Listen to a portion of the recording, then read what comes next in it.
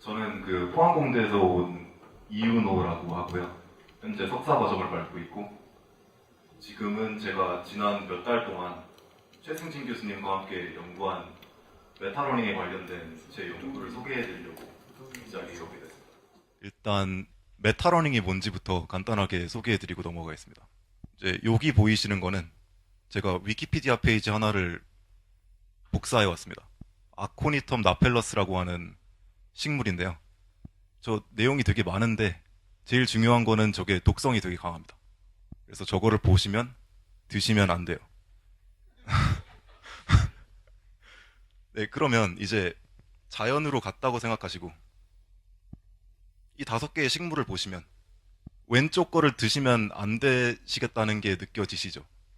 앞 슬라이드에서 사진 하나만 보고도 이게 아코니텀 나펠러스라는 게 감이 오는 게, 사실 머신러닝 쪽으로 생각을 해보면 방금 하신 게 5웨이 클래시피케이션 문제를 푸신 거고요.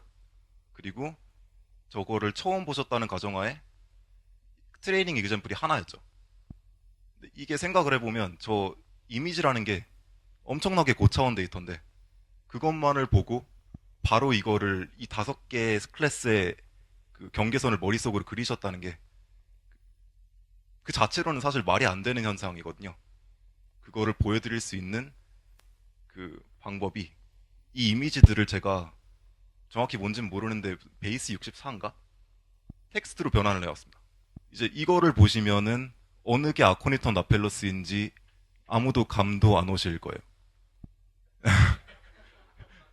네, 저게 무슨 PNG 앞에 그걸 거예요. 근데 이게 완전히 똑같은 정보를 담고 있는데 이미지로 봤을 때는 굉장히 구분하기 쉽고, 이런 식으로 텍스트로 처음 보는 형식으로 봤을 때는 절대로 구분을 못하는 이 차이가 어, 메타러닝에서 온다고 해석이, 그런 해석이 있습니다. 그러니까 저희가 살면서 엄청나게 많은 물체들을 봐오고, 뭐 이물체가 조금 돌리면 이런 모양이다 라던가 이물체의 빛을 조금 다르게 주면 전과 비슷하지만 이렇게 다르다 하는, 물체들이 대충 이미지 스페이스에서 어떤 모양을 가지고 있는지를 학습했기 때문에 제가 단편적인 이미지 하나만을 보여드려도 그 물체가 다른 세팅에서는 어떤 모양을 가질지를 이미 알고 계시다는 거죠. 이게 꼭 선천적인 게 아니라는 거를 또 보여드릴 수 있는 게, 이 클래시피케이션 문제를 풀 수 있는 사람들이 존재합니다. 이 5개 전부 아코니텀 나펠러스와 그 약간 사촌 정도 되는 식물들인데요.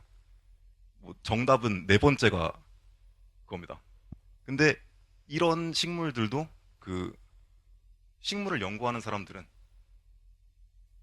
아코니텀 나펠러스라는 그거 하나를 딱 한 번만 봤어도 이거를 구분할 줄을 알죠.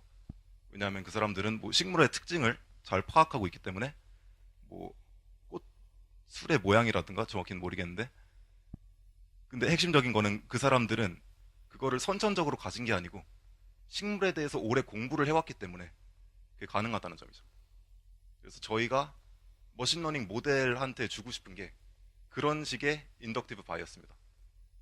그러니까 메타러닝을 통해서 이런 식의 문제들을 많이 풀어봄으로써 딱 이그젬플 하나만 주고도 적은 수의 트레이닝 그 이그젬플로도 빠르게 학습을 할 수 있는 그런 모델을 만들고자 하는 게 메타러닝입니다. 그래서 이런 포뮬레이션을 그 머신러닝 문제로는 이런 식으로 표현을 하는데요. 여기 보이시는 거는 그 메타러닝 셋업의 대표적인 예시인 퓨샷 클래시피케이션이고요. 보시면 아실 수 있듯이 이 회색 네모 하나가 태스크 하나입니다. 그러니까 왼쪽에 트레이닝 데이터가 보이고요. 오른쪽에 테스트 데이터가 있죠. 그리고 이런 태스크들이 여러 개가 있어서 트레이닝 태스크가 있고 테스트 태스크가 있습니다. 그래서 여기서 저희가 메타러닝을 통해서 학습을 하는 건 한 태스크 안에서 트레인 셋을 통해서 테스트 셋에 어떤 결정을 내리는 거를 러닝이라고 하고, 그 러닝 과정 자체를, 그 과정 자체에 파라미터를 줘서 그 파라미터를 학습을 하면 위에서 학습이 빠르게 됐으면 아래에서도 학습이 빠르게 될 거기 때문에 적은 예시로도 학습이 가능하게 됩니다. 이게 미니 이미지넷이라는 데이터셋인데요. 이거에 대한 실험 결과를 맨 마지막에 보여드리도록 하겠습니다. 이제 이 메타러닝의 그 최근 연구들의 갈래를 몇 개 소개해드리겠습니다. 첫 번째는 매트릭 러닝입니다. 이 방법들은 일단 기본적으로 일반적인 모든 그 문제가 아닌 퓨샷 클래시피케이션에만 해당되는 방법이고요. 여기서 하는 거는 이미지 두 개 사이에 어떤 그 이 두 개의 이미지가 얼마나 비슷한지를 나타내는 매트릭을 학습을 해서 그 매트릭을 이용해서 클래시피케이션을 하는 겁니다. 그래서 이 방법을 러닝과 메타러닝으로 나눠서 설명을 드리자면 메타러닝이 방금 설명드린 이 두 이미지 간의 매트릭을 나타내는 네트워크의 파라미터겠고요. 러닝은 이 매트릭을 이용해서 니어리스트 네이버 알고리즘과 비슷한 거를 수행해서 테스트 셋에 대한 결론을 내리는 방법들입니다. 그래서 이거에 제일 그 처음 나오고 대표적인 게 사이어미즈 네트워크라는 건데 텐서플로우 그 튜토리얼 보시면 웨이트 쉐어링 할 때 꼭 이거를 예시로 들거든요. 그래서 보셨을 수도 있는데 예, 그래서 첫 번째 그 리서치의 갈래는 매트릭 러닝이라고 할 수 있습니다. 이제 또 다른 방법은 RNN 자체를 러너라고 해석을 하는 겁니다. 그러니까 퓨샷 클래시피케이션을 예로 들면은 그 처음에 트레이닝 데이터셋이 뭐 5개가 들어온다고 치고 테스트 데이터셋이 딱 하나 들어오면 저희가 원하는 거는 이 5개를 순서대로 보여주고 테스트 데이터도 딱 하나 보여주면 이거의 클래스가 아웃풋으로 나오는 거기 때문에 이런 그 인풋 시퀀스가 있고 아웃풋 원하는 아웃풋이 있기 때문에 이거를 백프롭을 통해서 학습을 할 수가 있고 이 방법을 러닝과 메타러닝으로 또 나눠서 설명을 드리자면 메타러닝은 이 RNN의 웨이트이 바뀌는 게 메타러닝이고요. 러닝은 본 태스크의 인풋이 주어짐으로써 RNN의 히든 스테이트가 바뀌는 그거를 러닝이라고 해석한 연구의 관례입니다. 그리고 제일 최근 연구로는 RNN 대신에 템포럴 컨볼루션을 이용해서 거의 똑같은 아이디어를 쓴 논문이 있는데 이것도 성능이 꽤 좋은 편에 속합니다. 이제 제가 여기서 소개해드릴 마지막 갈래로 옵티마이저 러닝이 있습니다. 옵티마이저 러닝은 일단 저희가 쓰는 옵티마이저라는 게 뭐 애덤이나 RMS 프롭 같은 게 실제로 하고 있는 게 인풋으로 파라미터와 그레디언트를 받고 그 두 개를 어떻게 이용해서 새로운 파라미터를 만드는 함수를 학습을 하는 거죠. 그래서 이 학습이 어떤 셋의 태스크들에 최적화되어 있다면 더 빠른 학습이 가능할 거고요. 그래서 그거를 직접 옵티마이저 하는 옵티마이저 러닝도 그 방금 보여드린 그 퓨샷 클래시피케이션에 적용된 적이 있습니다. 여기서 메타러닝은 이 옵티마이저의 파라미터이겠고요. 여기서 러닝은 이 옵티마이저를 이용해서 네트워크의 웨이트를 바꾸는 과정입니다. 그럼 이제 그 메타러닝이 대충 최근에 어떻게 연구되어 왔는지를 소개해 드렸는데요. 그러면 다음으로 그레디언트 베이스드 메타러닝에 대해서 소개를 드리겠습니다. 메타러닝이라는 정의가 되게 여러 가지 의미로 쓰인 것 같은데 이게 일반된 정의가 없는 앞에서 이제 옵티마이저 파라미터 하이퍼 파라미터 서치 하는 건 메타러닝이라고 지금 표현하는 건데 그 전에는 RNN 웨이트 학습의 일반적인 러닝을 쓰이는 거잖아요. 예. 두 개를 둘 다 메타러닝이라고 쓰는 메타러닝이라는 말 자체는 그냥 러닝에 관해서 러닝을 하는 모든 거를 아우르는 말이고요. 그 메타러닝 문제를 접근할 방법이 여러 가지가 있죠. RNN을 이용해서 이렇게 할 수도 있고, 옵티마이저를 옵티마이저 할 수도 있고. 그래서 예, 이거 전부 메타러닝에 속합니다. 본인이 세운 정의인가요? 아니, 메타러닝은 한 80년대부터 계속 연구되어 오던 분야인데 그쪽에서 쓰는 말들이 대충 네, 러닝에 대해서 러닝을 한다라고 요약할 수 있을 것 같습니다. 옵티마이저가 사실 파라미터가 바뀌는 거는 인더티 바이어스가 바뀌는 거랑 조금 다른 옵티마이저 파라미터를 바꾸는 거는 러닝 하는 어떤 속도 같은 걸 조정하는 아까 이제 인더티 바이어스는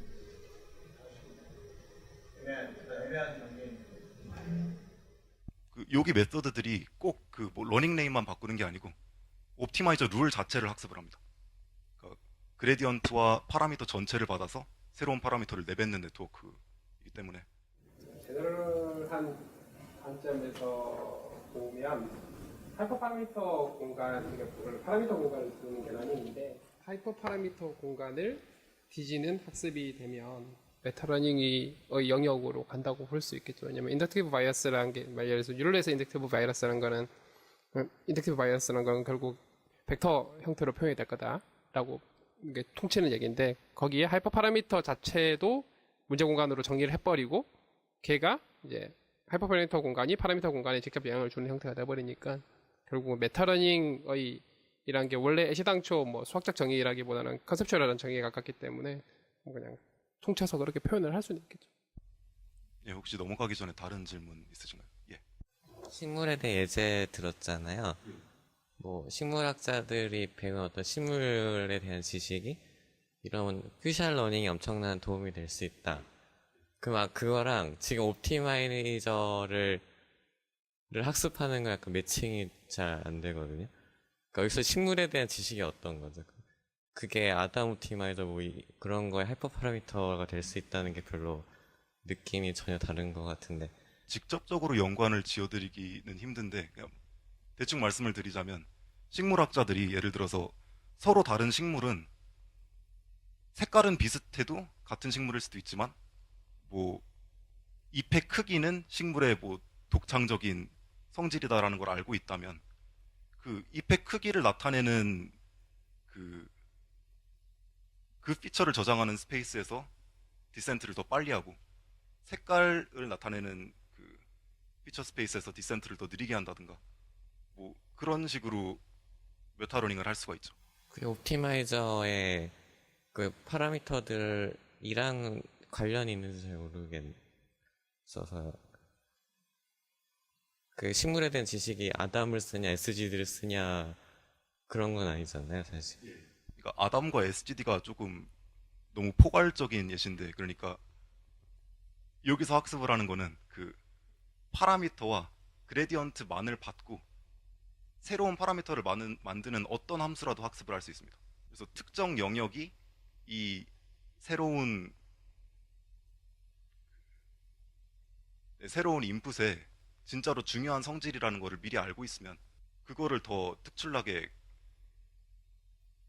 기억해서 학습을 할 수 있겠죠. 네, 좀 더 구체적으로 한번 보고 다시 한번 질문을 나중에 드려보겠습니다. 네. 그러면 넘어가겠습니다. 그래서 그레디언트 베이스드 메타러닝에 대해서 소개를 해드리려고 합니다. 이쪽 연구는 작년 ICML 논문인 그 모델 어그노스틱 메타러닝에서 출발했는데요.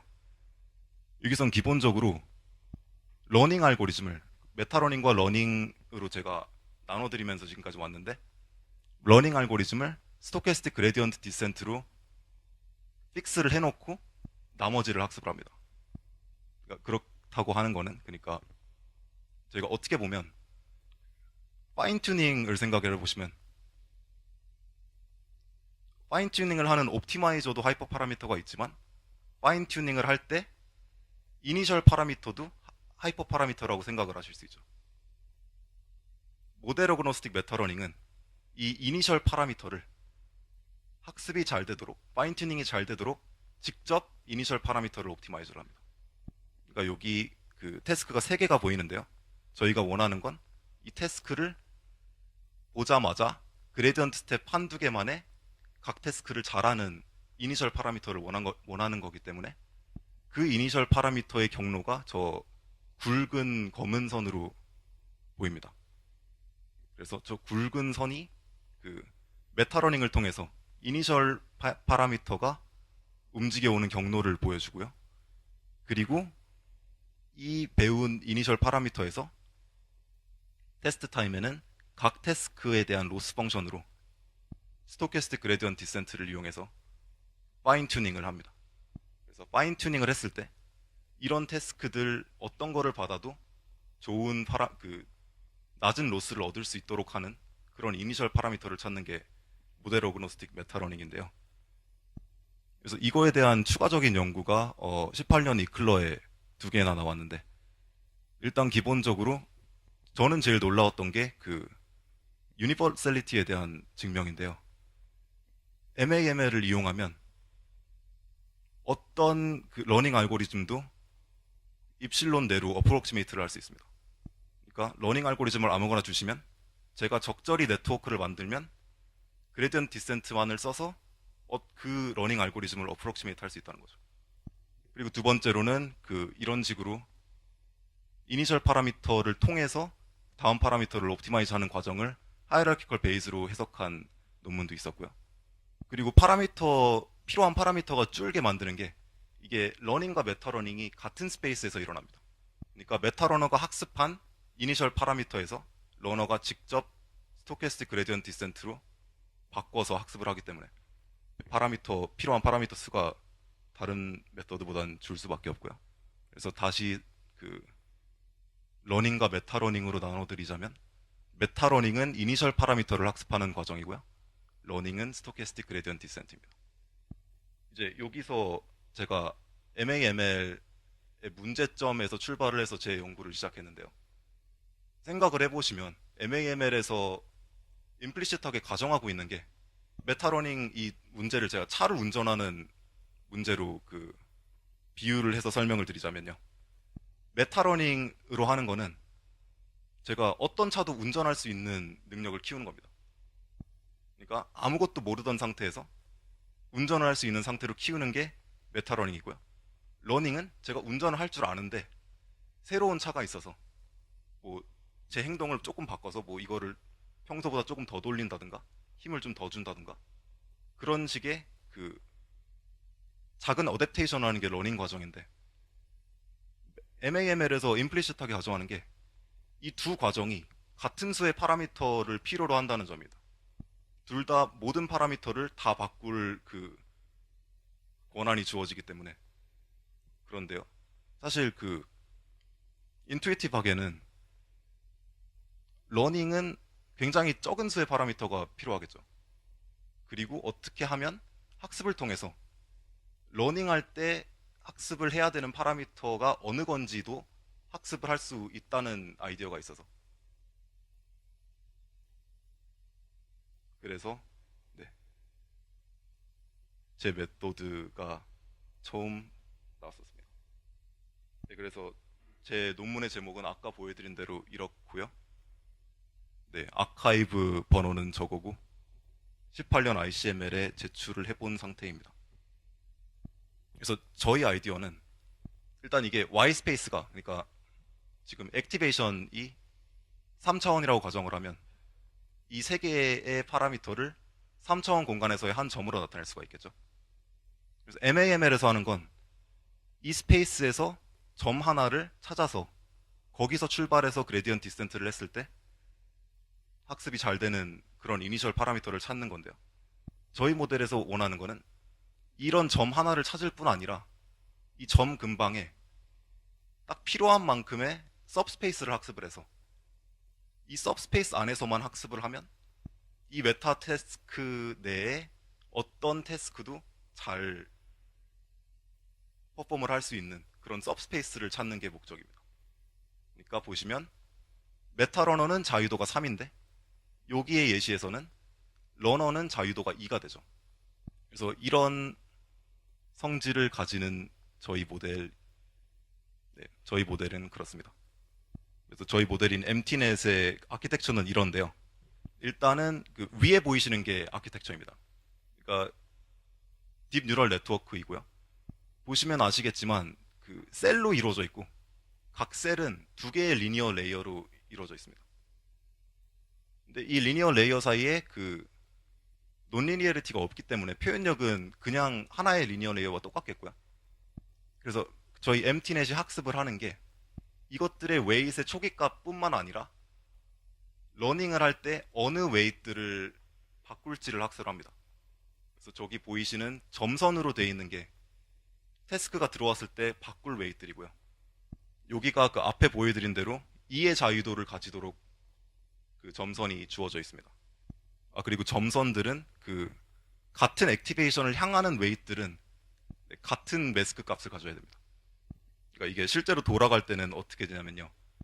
바이너리 매스크를 만들어서 이 그레디언트에다가 엘리멘트 와이즈 고블해줘서 그 바이너리 매스크 값이 0이면 업데이트가 안 되고 1이면 업데이트가 되는 형식이고요. 여기서 태스크가 3개가 서로 다른 태스크가 들어왔을 때 각각 로스 펑션이 다르기 때문에 이 색깔로 보이시는 웨이트들은 다른 값을 가지게 됩니다. 그리고 뒤에 보이시는 T라는 트랜스포메이션 매트릭스는 항상 바뀌지 않는데요. 이게 그 러닝에 어떤 영향을 주는지는 뒤에 슬라이드에서 보여드리겠습니다. 예, 그래서 T가 앞에서 러닝을 하는 그 레이어 입장에서 보면 T가 이 러닝하는 레이어의 스페이스를 잘 바꿔줘서 이 태스크들이 서로 그 분간하기 쉽도록 그렇도록 하는 매트릭을 학습을 합니다. 그러니까 백프롭을 하면서 바뀌지 않는 T가 있고 W를 바뀌는데 W 입장에서는 그 액티베이션이 아닌 T 인버스 곱하기 액티베이션이 보일 텐데요. 이 값이 포워드 패스 표현력은 바꾸지 않으면서 백워드 패스 할 때 이 그레디언트 방향을 이 매트릭을 이용해서 바꿔줌으로써 패스트 러닝을 더 잘하도록 이런 매트릭이 영향을 주게 됩니다. 이거를 그 이론적으로 저희가 증명을 한 게 뭐냐면요. 일단 첫 번째로는 저희가 T와 W와 이 매스크의 파라미터를 잘 조정함으로써 액티베이션 스페이스에서 어떤 서브스페이스도 표현을 할 수 있습니다. 그리고 어떤 디멘전의 서브스페이스도 표현을 할 수 있습니다. 그러니까 3차원 공간이었으면 전체 스페이스에서 그레디언트 디센트를 하도록 할 수도 있고요. 어떤 평면도 만들 수 있고요. 어떤 라인도 만들 수 있고 네, 그렇습니다. 그리고 두 번째로는 이 서브스페이스 위에서 임의의 매트릭을 주셨으면 그 매트릭을 따라서 패스트 러너가 그레디언트 디센트를 하도록 T와 W와 저 매스크의 파라미터를 바꿀 수 있습니다. 그러니까 여기서 증명을 한 게 앞에 이 그림에서 어떤 표현력에 대한 그 증명입니다. 어떤 서스페이스로도 그 그레디언트들을 전부 프로젝션 시킬 수 있고 그리고 프로젝션 시키는 과정에서 어떤 매트릭을 따라서 그레디언트를 하는 걸 어떤 매트릭에 따라서도 그레디언트 디센트를 하는 것이도록 설정을 할 수가 있다는 것입니다. 예, 그러면 실험으로 넘어가겠습니다. 그러니까 이건 에블레이션 실험인데 위에 두 개가 저희와 비슷한 그 메서드인 MAML과 메타 SGD고요. 그리고 저희 MT넷에서 각 그 성분들을 빼봐서 성능이 어떤지를 평가를 해봤습니다. 저희가 MT넷 뒤에 full이라고 붙은 것은 저희가 매스크를 만들 때 같은 액티베이션을 향하는 웨이트를 전부 같이 업데이트를 하거나 업데이트를 안 하겠다고 했는데 그 제한 조건을 풀고 여기서처럼 가운데를 향하는 4개가 전부 같이 업데이트가 되는데요. 이 4개가 각각 다른 하나는 업데이트 되고 다른 건 안 되고 하는 걸 수 있도록 자유도를 높여줬을 때 오히려 성능이 안 좋아졌습니다.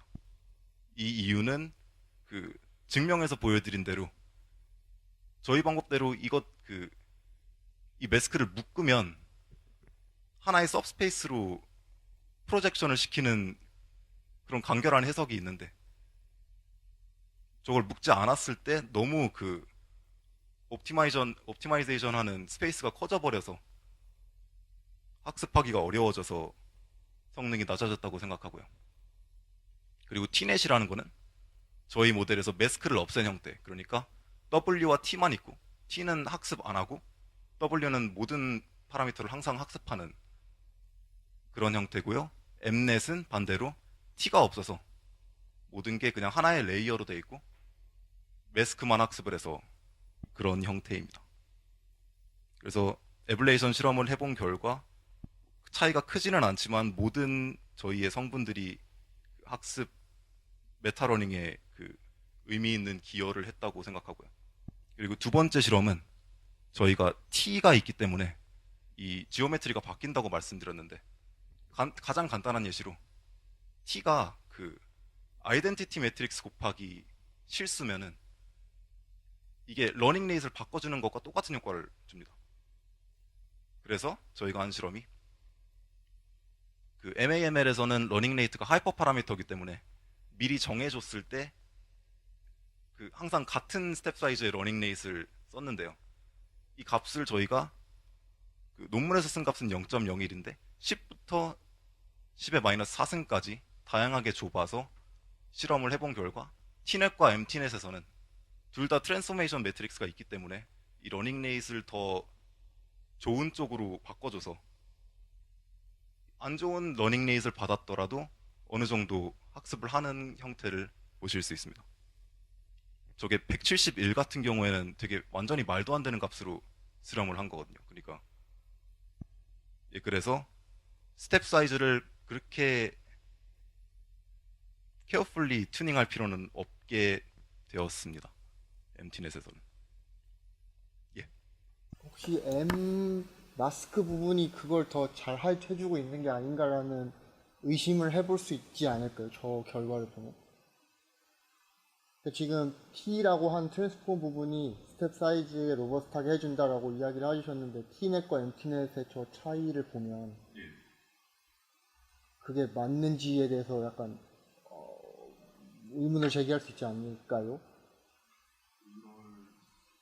그러니까 뭐 나머지 다 비슷한 것 같은데 1에서는 차이가 크잖아요. T하고 MT가. 왜 그런가요? 그러면? 이렇게 질문을 해볼게요. 그럼 다시. T넷과 MT넷 차이를 이제 마스크로 표현한다면은 그 이제 트랜스포메이션 일부분이 이제 0으로 변하기 때문에 이제 그 저 알파 뭐라 해야 되지? 그 그레이디언트 더해지는 부분 크기가 달라질 것 같거든요. 마스크로 인해서 몇 부분이 없어지면서 이제 MT넷은 T넷에 비해서 이제 뭐 더해지는 그 디퍼런스가 이제 더 작아진다거나 이런 효과가 있을 것 같거든요. 그래서 이제 알파에 의해서 T넷과 MT넷 비교해봤을 때 알파가 커도 MT넷이 좀 더 이제 덜 반응했다 이런 식으로 해석을 할 수 있을 것 같은데 네, 원래 질문이 뭐였었죠? 예, 그런 식으로 이제 해석이 가능하지 않나 싶고요. 이제 그러면은 이제 그러자면 이제 만약에 이제 그 T라는 그 매트릭스가 뭐 얘보다 훨씬 작은 값을 가지고 있다 이렇다면은 더 큰 알파에 대해서 비교를 해야 될 것 같거든요. 그거에 대해서 어떻게 생각하시는지 좀 궁금합니다. 우선 그 첫 번째로 질문해 주신 부분에 대해서는 그 제 생각과 거의 똑같이 두 번째 분이 대답을 해주셔서, 그러니까 M에 의해서 그 T의 효과가 상쇄되는 그게 있는데, 일같이 그 스텝 사이즈가 큰 경우에는 저희가 스텝을 더 적게 해야 살아남을 수 있는 그런 상황인데, M이 스텝을 안 하는 그 방향들을 만들어주기 때문에 조금 더 옵티마이제이션이 쉬웠지 않았나 생각하고요. 두 번째 질문은, 그러니까 이거를 비교를 하기 위해서는 알파를 뭐 100같이 더 큰 값으로 해야 된다. 제 영어가 생각이 안 나는데 한쪽은 미터 한쪽은 인치 이렇게 쓰고 있을 수 있잖아요. 저 T라는 거에 의해서 그 부분을 좀 맞출 필요가 있지 않나 싶어서 질문했어요. 예, 그거를 비교하려면은 더 큰 알파에 대해서 실험을 해보는 게 맞을 텐데요.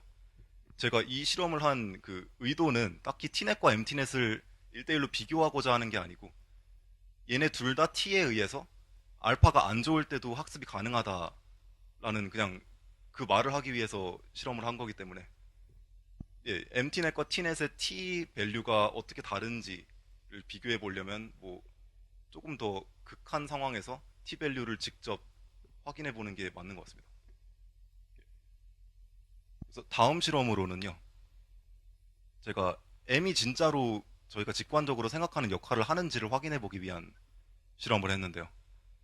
세 개의 다른 메타태스크를 만들었는데 각각이 0차 혹은 1차 혹은 2차의 폴리노미얼로 리그레션을 하는 메타태스크입니다. 그러니까 2차의 경우에는 매 태스크마다 다른 폴리노미얼을 샘플링해서 그걸로 리그레션을 하는 건데요. 그러면은 이 메타러너가 대충 뭐 이렇게 커브된 모양일 거라는 거를 미리 학습을 해서 더 빠르게 학습을 하겠죠.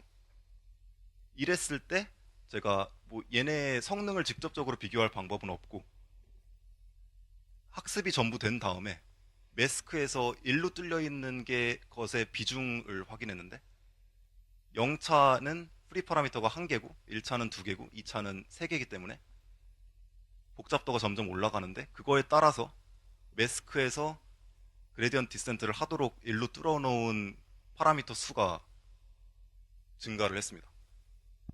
그래서 어느 정도 저희의 처음 인투이션과 비슷하게 필요한 자유도만큼의 자유도를 러너의 줌으로써 좀 더 효율적인 학습을 할 수 있다는 결론을 저희는 내렸습니다.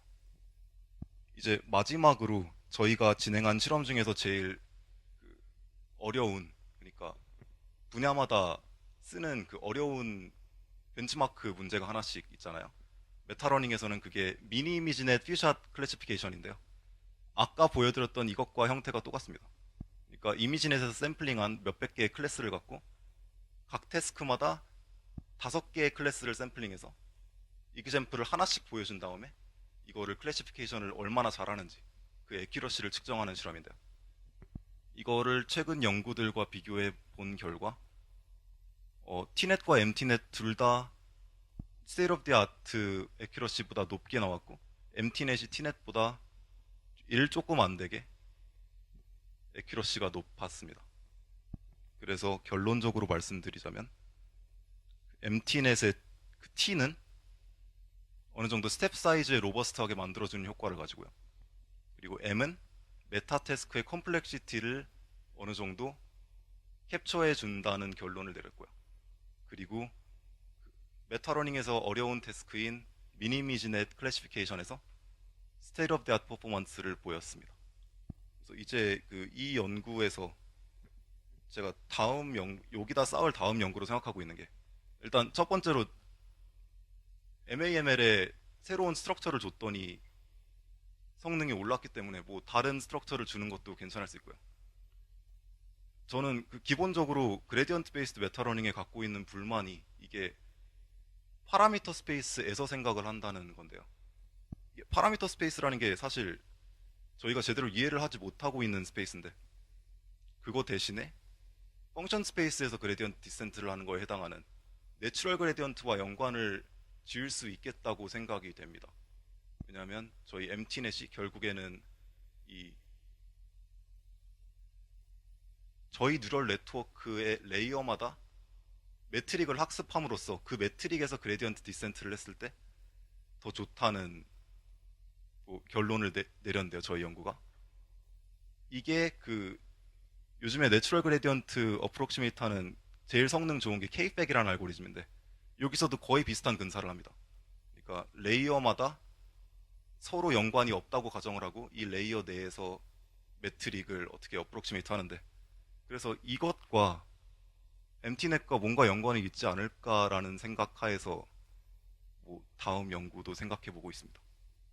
그래서 오늘 제가 발표로 준비한 내용은 여기까지고요. 지금까지 들어주셔서 감사합니다.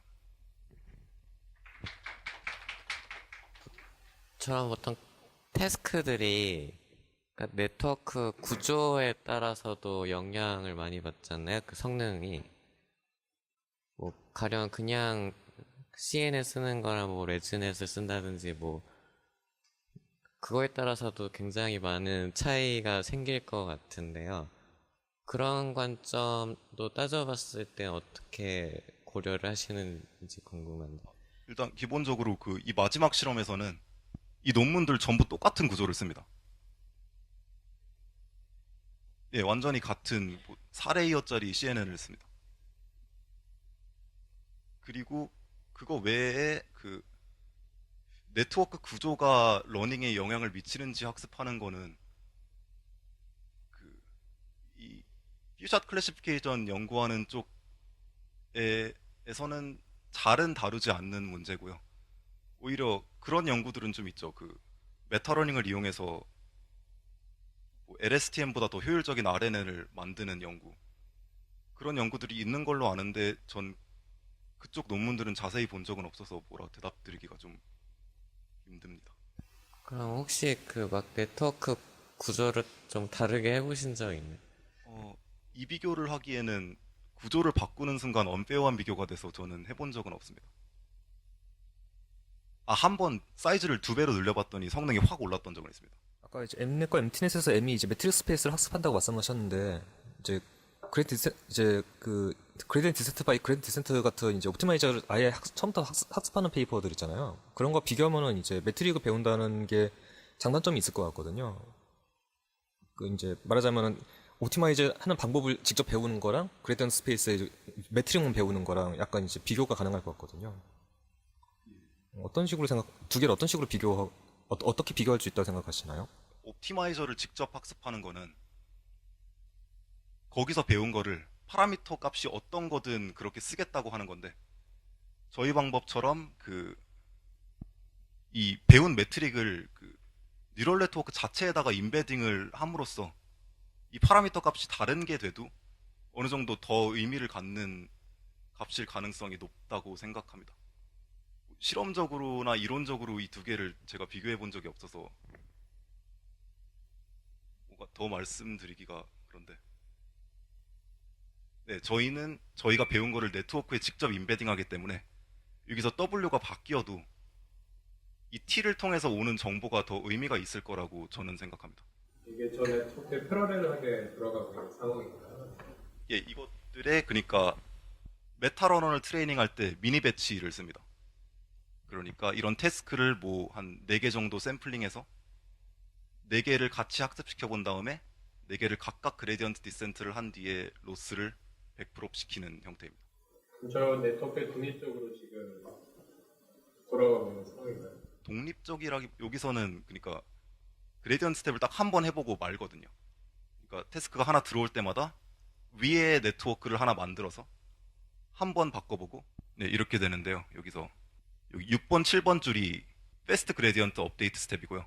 여기서 나온 정보를 모아서 그레디언트 스텝을 한 뒤에 파라미터의 로스를 100% 시켜서, 저 세타가 이니셜 파라미터 값인데 이니셜 파라미터를 학습을 합니다.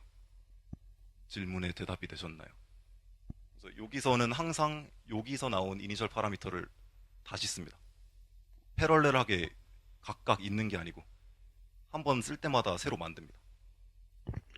저희 이니셜 파라미터가 네트워크에서 일종의 펑션 프레젠테이션을 쓰고 있는 거잖아요.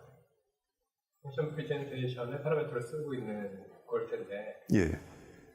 뭐 직관적으로 우리가 좀 이해할 만한 그게 뭘까요? 저 이니셜 파라미터가 그냥 해주는 게.